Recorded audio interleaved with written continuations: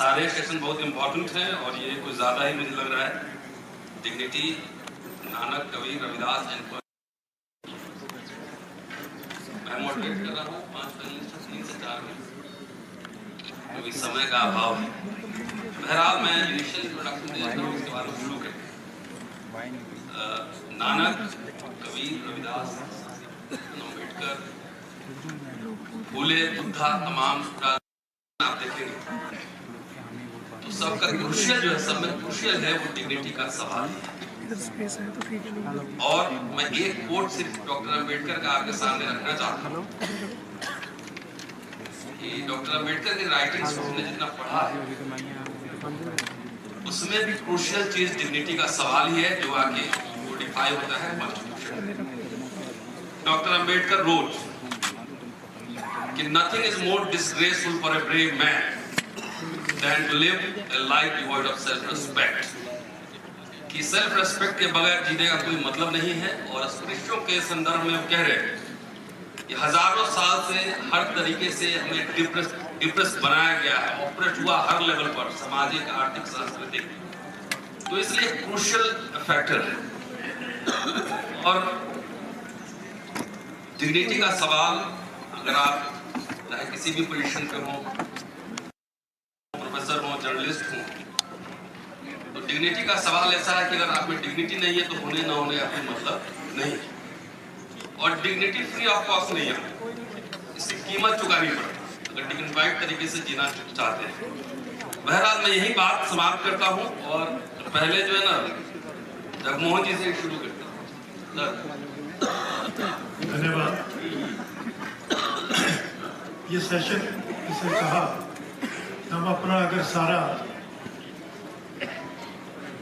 देखें पिछोकड़ तो उसमें अगर गुरु नानक, कबीर, संत रविदास और संविधान, मुझे लगता है कि एक शब्द जो है वो उसको इकट्ठे करता है, वो है प्रेम।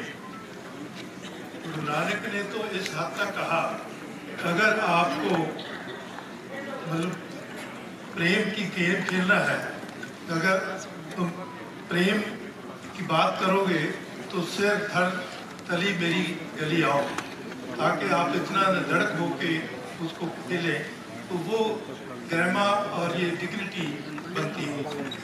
और कबीर जी ने भी यही कहा, भगत रविदास जी ने तो बहुत ही खूबसूरत कहा कि उन्होंने एक अटोपिया दिया कि मेरा गांव वो होगा जिसे बेगम कहा जाएगा। और आगे उन्होंने डिफाइन किया कि उसमें कोई उत्पीड़न नहीं होगा, उसमें कोई जबरदस्ती नहीं होगी, कोई टैक्सेस नहीं मिली।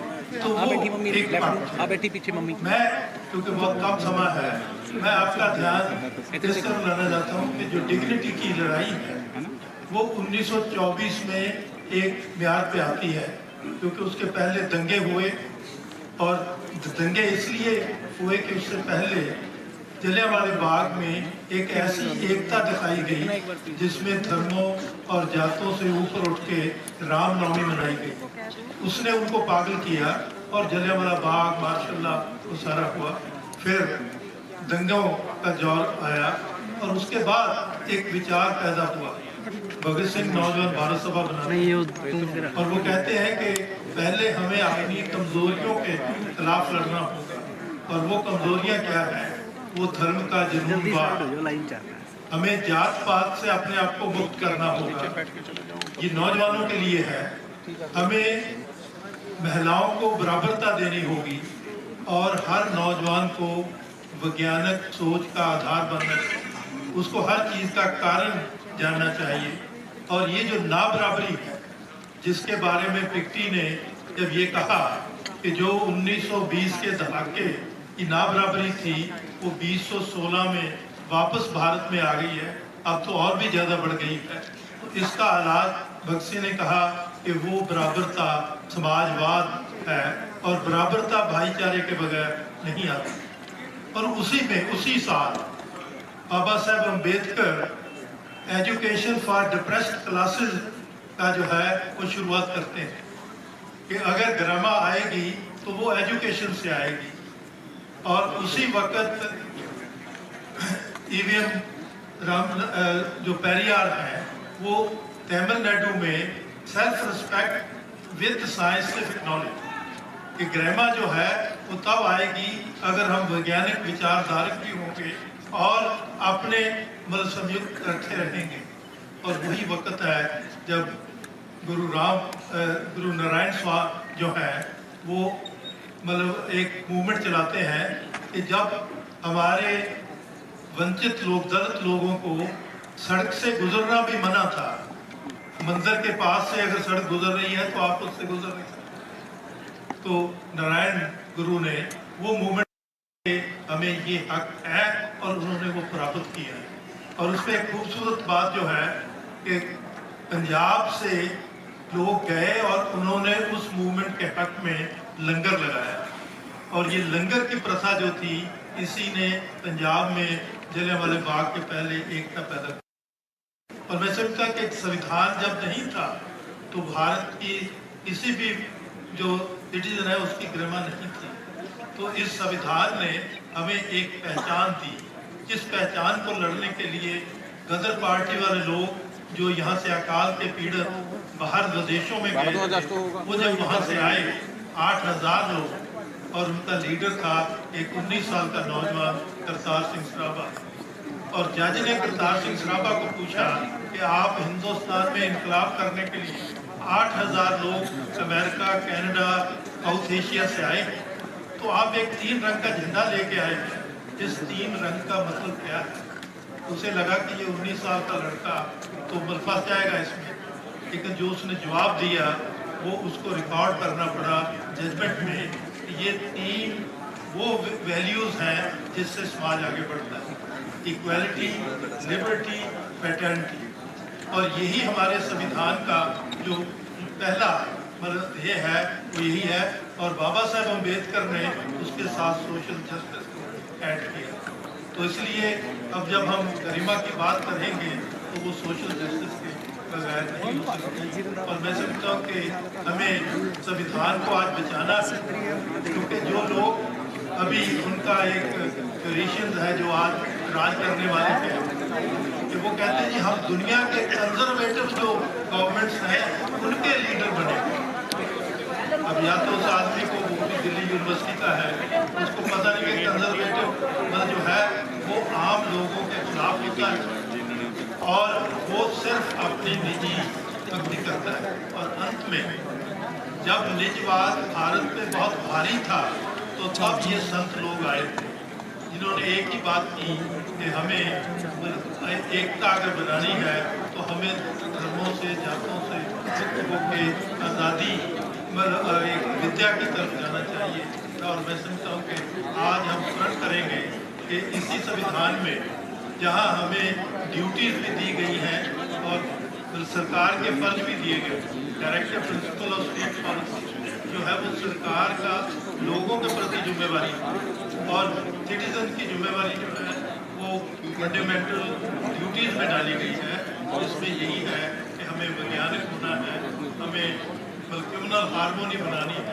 और आज जो भी इस पर खतरा होना है उसके लिए हम प्रण करेंगे कि हम उस खतरे को अगर वो हमने अपने संतों की और अपने शहीदों देशभक्तों की के प्रति हमारी जो प्रतिज्ञा है वो यही है कि हम उन वैल्यूज़ को यहाँ स्थापित करेंगे। तो धन्यवाद। प्रोफेसर सुभाष सैनी साहब। साथियों, जगमोहन जी ने ठीक ही कहा कि सामाजिक न्याय जरूरी है गरिमा को स्थापित करने। मनुष्य होने का जो गौरवपूर्ण एहसास है वही एक तरीके से मानवीय गरिमा का एहसास है। लेकिन सामाजिक न्याय कैसे स्थापित होगा? सामाजिक न्याय के लिए जरूरी है बराबरी, सम्मान और भागीदारी। बहुत सारी चीजें सामाजिक न्याय में होनी चाहिए, लेकिन इन 3 तत्वों के बिना जिस समाज में, जिन संस्थाओं में, चाहे किसी भी तरह की संस्थाएं हों, उनमें सबके लिए सम्मान, बराबरी, भागीदारी नहीं, तब तक सामाजिक न्याय स्थापित नहीं हो सकता। और सामाजिक न्याय कैसे स्थापित होता है कि जब हर मनुष्य के जो अधिकार हैं जब वो स्थापित हों, जब वो उनको मिले, जाति धर्म वर्ण इन सब चीज़ों से ऊपर उठ करके जब सबके लिए ये सुनिश्चित है। और भारत के इतिहास में चाहे महात्मा बुद्ध का आंदोलन हो, चाहे कबीर, गुरु नानक, गुरु रविदास और पूरे संतों भक्तों का आंदोलन हो, या महात्मा ज्योतिबा फुले, डॉक्टर भीमराव अंबेडकर, शहीद भगत सिंह, इनके आंदोलन, महात्मा गांधी, ये उसी की एक कड़ी है। और मैं ये समझता हूँ कि अभी इसका जो चौथा युग शुरू हो, जो आप सब उसके साक्षी हैं, आप सब उस संघर्ष के भागीदार हैं, जो भारत की इस सामाजिक न्याय की मेधा ने अपने संघर्ष से स्थापित किया, उन मूल्यों को बनाया और उन्हीं मूल्यों को जो संविधान है हमारा, इन्हीं सब मूल्यों का समुच्चय है। वो सारी शताब्दियों के जो संघर्ष है उनमें से जो निचोड़ निकल करके आया वही भारत के संविधान के अंदर स्थापित हुआ।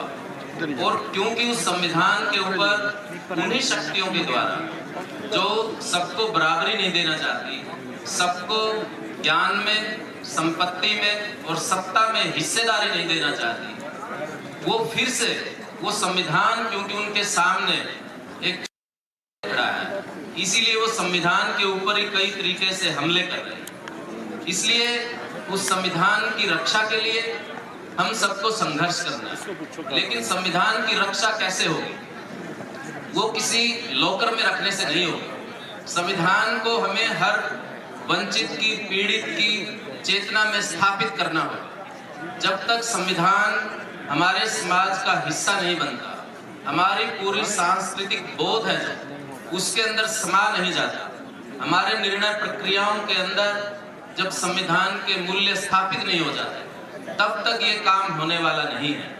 इसलिए सरकारें बदलने तक और तब चुनावों तक ये मुद्दा नहीं है, क्योंकि सरकारें बदलती रहती हैं, सरकारें बदलना जरूरी है। लेकिन उसके बाद एक लंबे संघर्ष के लिए, जो मैं चौथे युग की बात कह रहा हूँ, एक समय महात्मा कबीर ने, एक समय महात्मा बुद्ध ने और एक समय महात्मा फुले ने शुरू की थी। अब वो चौथे युग की भारत के समाज के अंदर मांग कर रही है, क्योंकि इन सब की चेतना जो हमारे दलित, वंचित, पीड़ित लोग हैं, उनकी चेतना के अंदर समा चुके हैं और वो फिर से अपनी मानवीय गरिमा को प्राप्त करने के लिए संघर्षों में उनका आना जरूरी है। इसलिए साथियों, जो राज्य के द्वारा जो हमारे अधिकार हैं, चाहे वो भागीदारी के अधिकार हैं या समाज के जो अधिकार हैं, हमारे सम्मान के अधिकार हैं या जो बराबरी के अधिकार हैं, उन सबको हर स्तर पर जिन वजहों से, जिन संस्थाओं में, जिन सामाजिक संरचनाओं के माध्यम से हमें जो भी इस दुनिया की नेमत है, चाहे वो प्राकृतिक है या मानव निर्मित है, उनसे वंचित किया गया, उन सबको प्राप्त करने के संघर्षों में शामिल होते हुए ही हम इसको फिर से प्राप्त कर सकते हैं। और ये सम्मेलन और ये इकट्ठ एक तरह से उसकी शुरुआत है और ये सिलसिला रुकने वाला नहीं है। यदि ये पूरे देश के अंदर जो ये ऊर्जा है जो बिखरी हुई है, जगह जगह पे काम कर रही है, यदि वो एकत्रित हो जाए, एक सूत्र में पिरोने वाली एक शक्ति हो, तो ये भारत देश कई कदम एकदम आगे बढ़ेगा और ये इतनी बड़ी आबादी जो उसकी जो मेहनत का फल है वो रंग लाएगी। बहुत बहुत धन्यवाद, बहुत बहुत शुक्रिया। नेक्स्ट मनोज नायर साहब। थैंक यू डॉक्टर जी। चूंकि मैं पेशे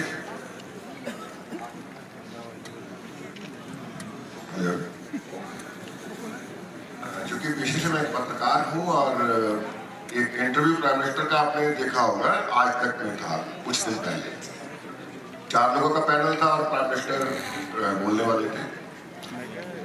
एक सवाल किया गया कि एक रिपोर्ट ये कहती है कि भारत के अंदर अमीर और अमीर होता जा रहा है और गरीब की खाई जो है वो बढ़ती जा रही है।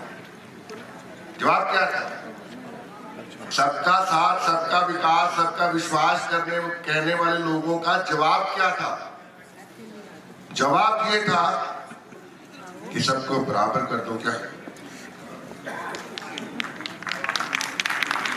हैरत होती है। नेक्स्ट डे पीटीआई के सीनियर जर्नलिस्ट थे और उड़ीसा में थे वो, तो वहां पे बात की गई।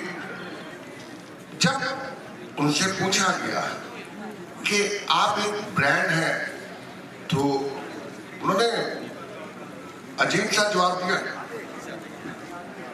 वो लोग जो जय जयकार करते रहते हैं, बोलते रहते हैं, एक इक्वालिटी पे बात नहीं कर पाते। क्यों नहीं कर पाते? ये जो संविधान है, इस संविधान ने जब सब अधिकार हम सब भारतीयों को दे रखे हैं, तो फिर ये खाई क्यों बढ़ती जा रही है? टॉपिक जो था वो नानक, कबीर, रविदास, और मैं माफी चाहता हूँ कि साहब मैं पॉलिटिकली थोड़ा सा कर दिया अपने दोस्तों, लेकिन ये जरूरत है।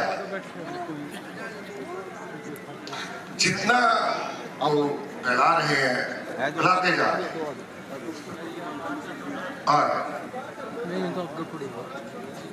अब ये जो चल रहा है, वो जो टर्नआउट नहीं दे रहे हैं, ये बहुत बड़ा हिंट है। हालांकि लड़ रहे हैं, तो कुल मिला के कहना मैं ये चाहता हूं कि और लड़ना बाकी है। जब और लड़ेंगे तभी सोशल जस्टिस होगा, अदरवाइज सोशल जस्टिस नहीं होगा।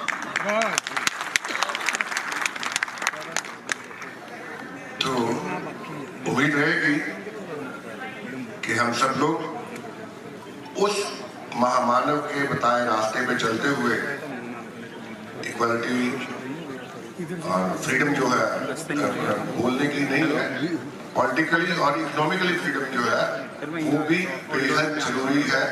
और कांग्रेस के इस मंच से मैं उम्मीद करूंगा कि कांग्रेस वो सब चीजें जो है वो प्रोवाइड करेगी। Thank you so much.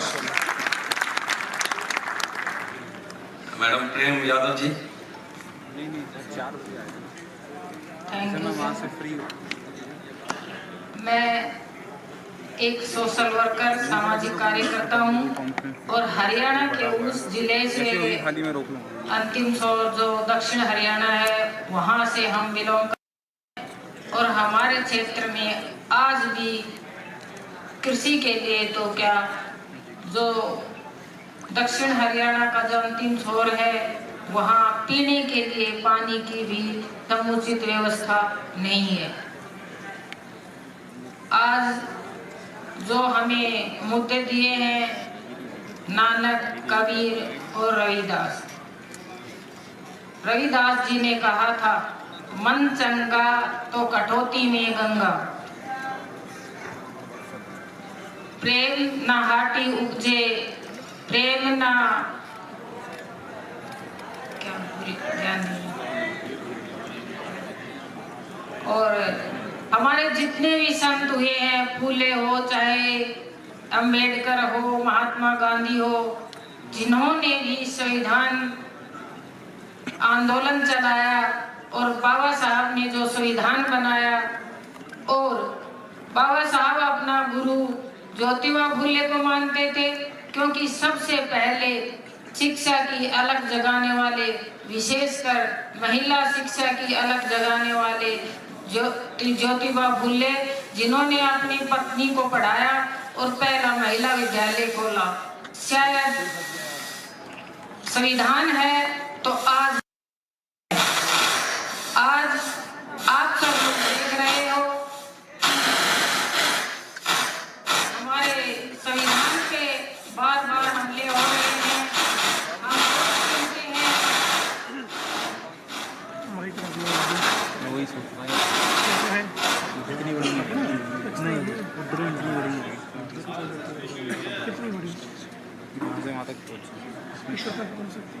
वहाँ से चले जाऊँ अपना सेटअप देंगे इन्होंने लिंक देना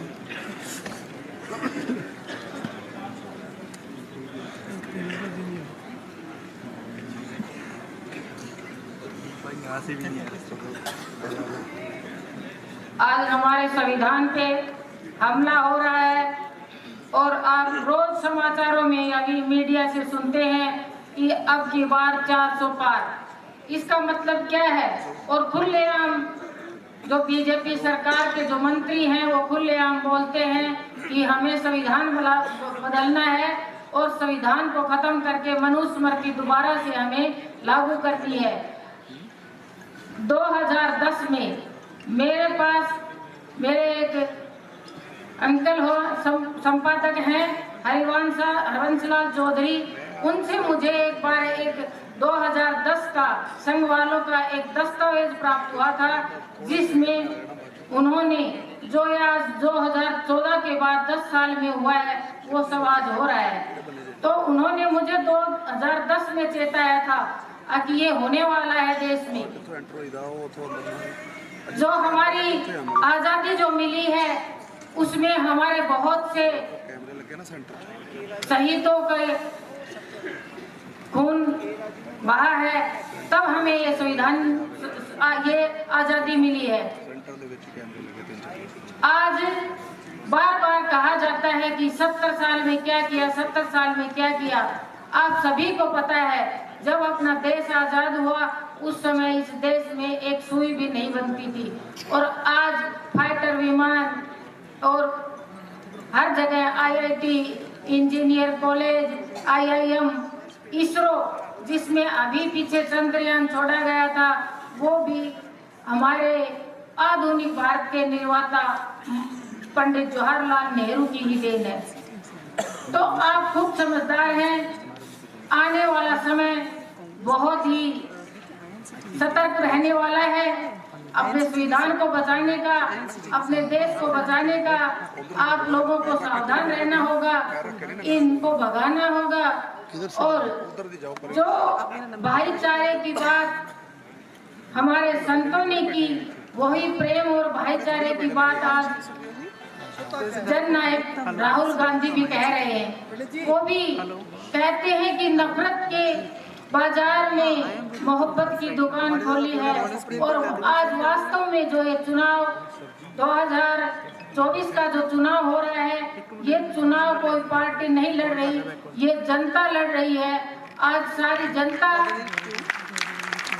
स्वयं अपने आप को संविधान को बचाने के लिए खड़ी हो गई है। मैं भी इतने सालों के बाद पहली बार देख रही हूँ कि ये पब्लिक ही ये समझकर चुनाव हो रहा है कि ये मेरा ही चुनाव है। आज से कई सालों पहले मैंने एक कविता लिखी थी, शायद आज के समय में वो सटीक बैठती है। मैं वो अपने जो भाव है वो कविता के माध्यम से आपके सामने कहना चाहती हूँ। अच्छा, तो मैं लाइव लिंक जो मेरे I am sending you his number. शहीदों के सपने थे, या मैं उसके साथ खड़ी हूँ, तो थाम लो, संभाल लो, जकड़ लो बाहों में, अभी भी वक्त है देश बचाने का। रूह भटकती है शहीदों की, भारत माँ का ये हाल देखकर हंस रहे थे जो फांसी के तख्त पर चढ़कर रो रहे हैं आज वो भारत माँ का हाल देखकर। उन्हीं का पिंडदान करना है हमें, उन्हीं का पिंडदान करना है हमें। भगा दो, मार दो अधर्मों को, आज अभी भी वक्त है देश बचाने का। बस एक बार प्यार करके तो देखो तुम देश के प्रति। भारतवासी प्यार करते तो उसे पाने के लिए सब प्यार में पाया सब कुछ, तो थोड़ा त्याग करो, त्याग करो। पंजाब से मैं सिंगर त्याग का रस ही निराला है, त्याग को छोड़ दो आपस में बैर देश के लिए। अभी भी वक्त है देश बचाने का। अभी ऊपर उठना है भारतवासियों, अभी ऊपर उठना है भारतवासियों। वक्त है अभी सपने शहीदों के पूरे करने का। नहीं तोड़ नहीं जोड़ो हे देशवासियों, संभाल के रखो कड़ी कोई काट न दे कोई, साफ करो रोगन करो जंग न लग जाए कहीं, अभी भी वक्त है देश बचाने का। तो ये हमारा देश बचाने का समय है, संविधान बचाने का समय है। बाबा साहब ने कहा था शिक्षा वह शेरनी का दूध है, जो पिएगा वो दौड़ेगा। तो आप लोगों का बहुत बहुत धन्यवाद।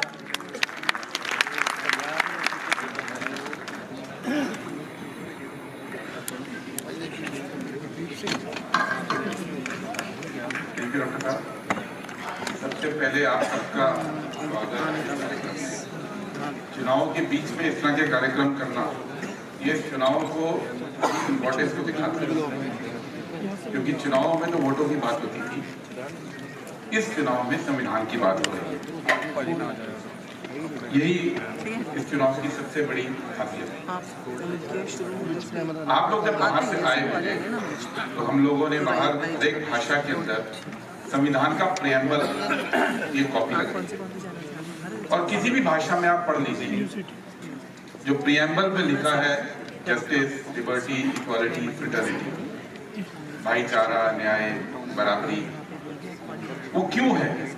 प्रियम्बल में साफ लिखा है कि वो इसलिए है ताकि व्यक्ति का गरिमा से जीवन सुनिश्चित किया जा सके, to ensure life with dignity.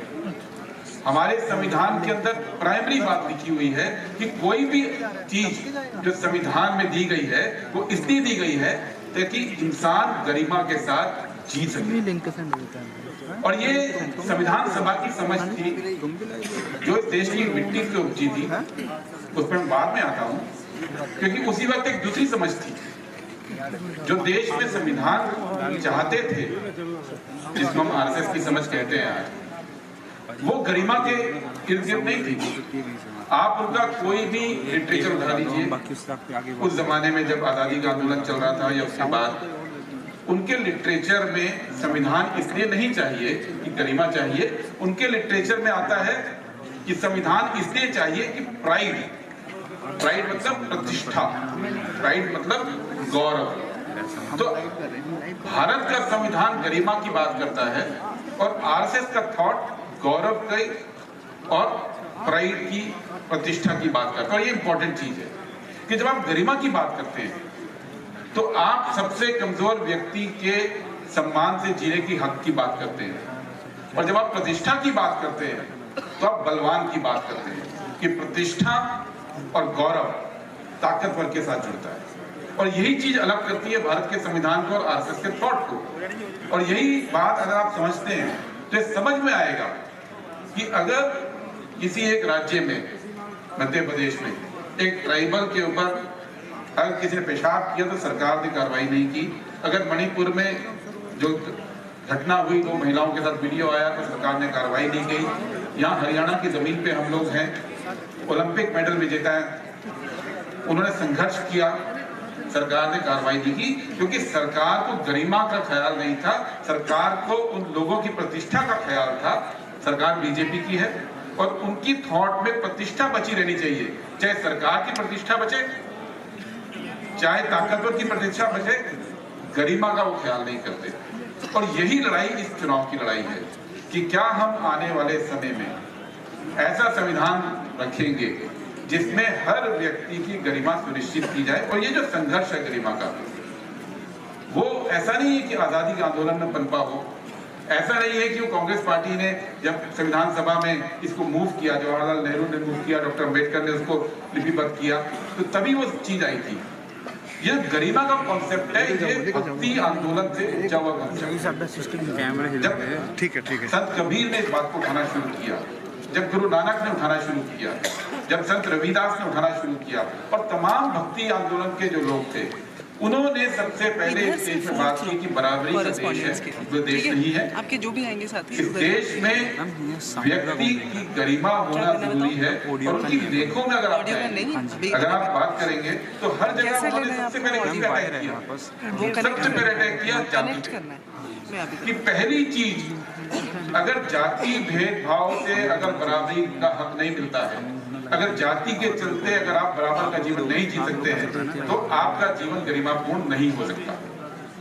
Kabir ने स्पष्ट लिखा कि ब्रह्म बिंदु सब उत्पादी, ब्रह्म बिंदु से सब उपजे हैं। कहो रे पंडित बामन कब के हुए, कि सब उपजे तो एक ब्रह्म बिंदु से, जब पंडित ब्राह्मण हो गए बामन कह के जन्म मत हुए।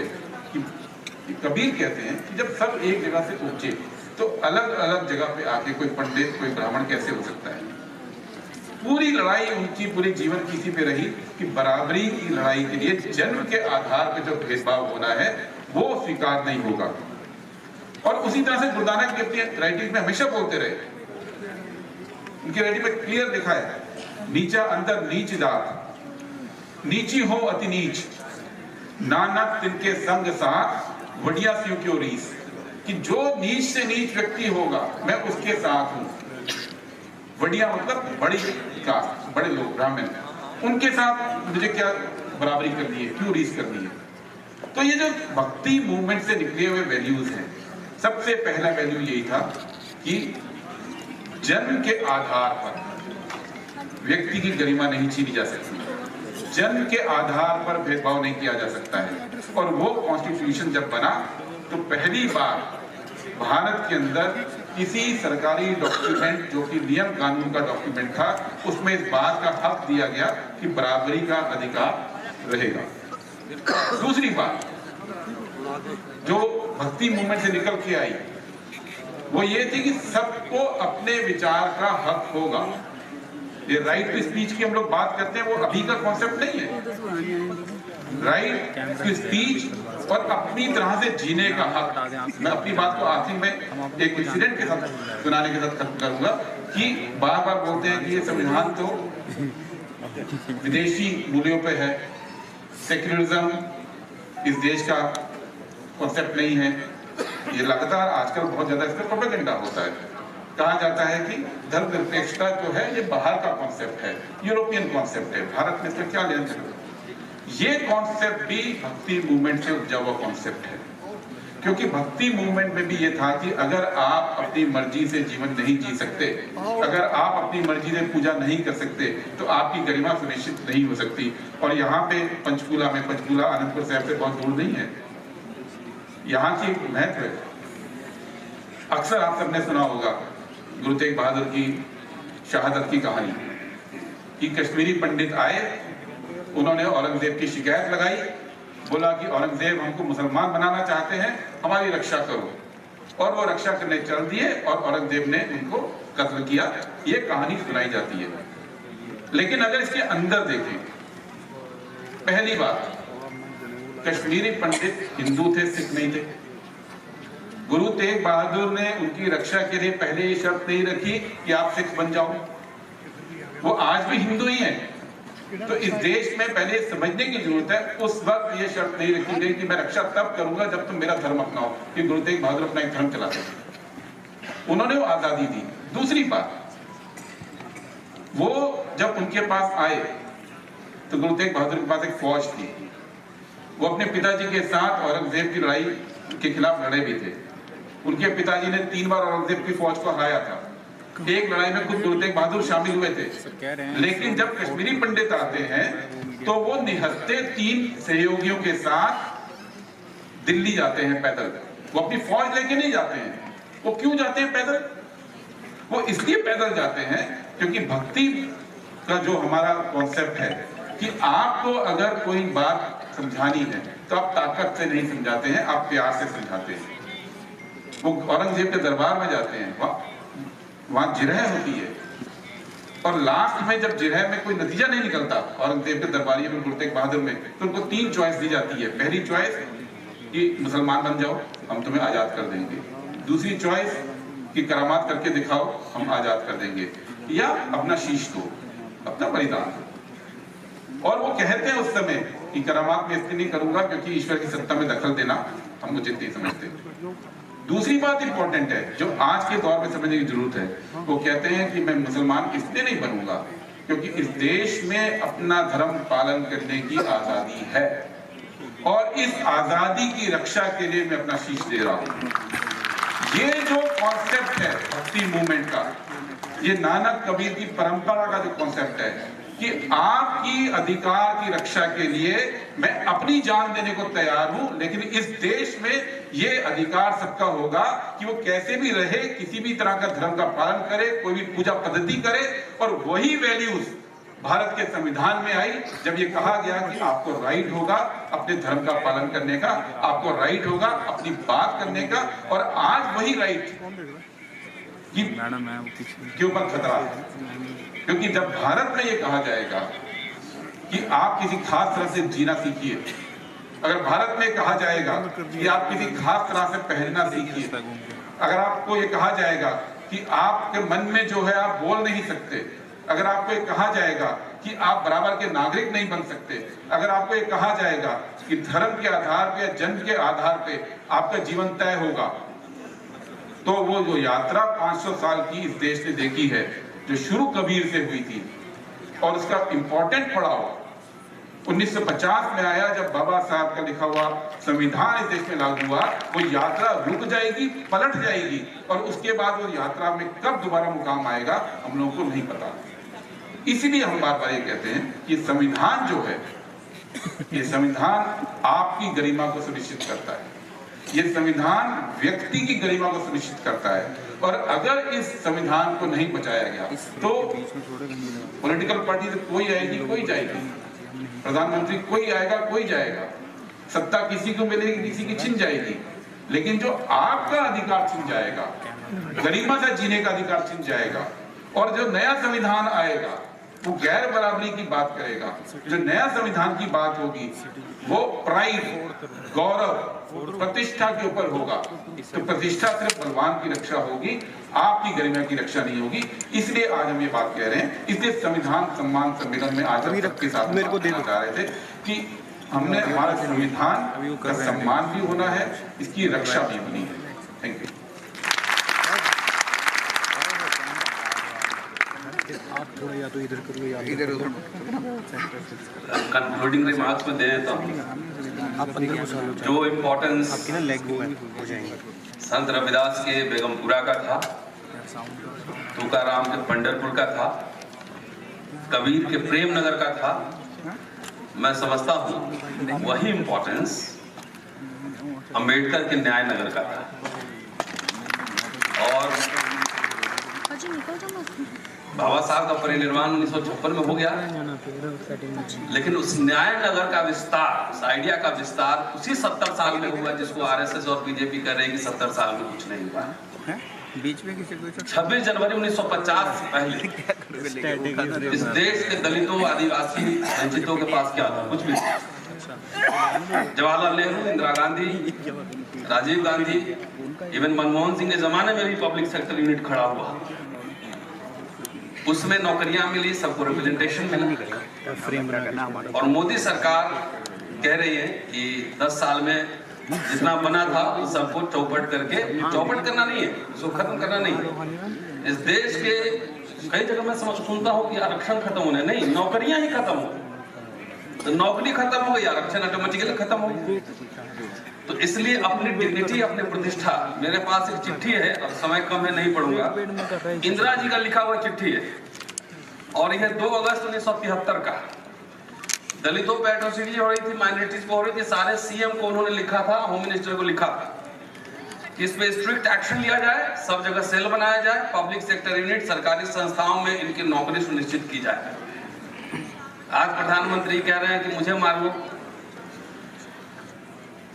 तो जो कहते हैं उसका उल्टा काम होता है, दलितों पे हिंसा बढ़ जाती है, वायलेंस बढ़ जाता है। तो मैं समझता हूं कि आरएसएस, बीजेपी तो जो चाहती थे उसके हिसाब से 70 साल में कुछ नहीं हुआ, लेकिन ये नेहरूवियन अम्बेडकराइट मॉडल में इसको कहता हूं, जिसकी वजह से भारत का पूरा public sector unit, university, research centres तमाम खुले, जो कि 10 साल में छीने जा रहे हैं। और पंजाब हरियाणा के लोग बहादुर लोग होते हैं, स्मार्ट सिटी ही नहीं है, स्मार्ट लोग भी हैं। चुनाव आने वाला है, 0 अंडा मिलना चाहिए। शुक्रिया, जय हिंद।